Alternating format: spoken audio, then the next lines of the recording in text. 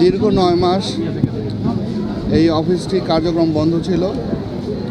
তো আমরা passport office এবং স্বরাষ্ট্র মন্ত্রণালয়ের সাথে যোগাযোগ করেছি, তাদের প্রতি কৃতজ্ঞতা জানাচ্ছি। তারা দ্রুতই এই পাসপোর্টের কার্যক্রমটি আবার চালু করার উদ্যোগ গ্রহণ করেছে এবং আজকে আমরা সেটি চালু করব। আপনারা জানেন যে নারায়ণগঞ্জ একটি শিল্প ঘন একটি জেলা।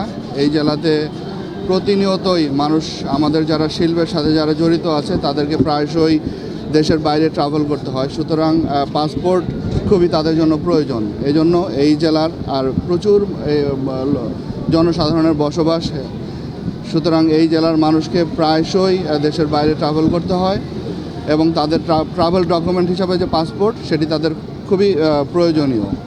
তো সেই লক্ষ্যে আবার এটি নতুনভাবে চালু হচ্ছে। আমি বিশ্বাস করি যে এই জেলার মানুষের যে ভোগান্তি ছিল পাসপোর্ট নিয়ে, সেটি দূর হবে।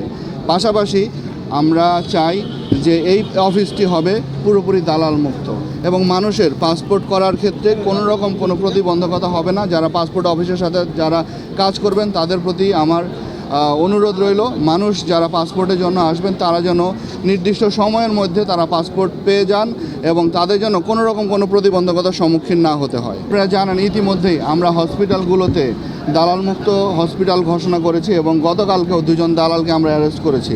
আমরা এখানে যদি কোনো অভিযোগ আসে যে দালালরা এখানে কোনো ইনফ্লুয়েন্স করছে, আমরা সাথে সাথে আমাদের মোবাইল টিম পাঠাবো এবং তাদের বিরুদ্ধে আমরা অভিযান পরিচালনা করব।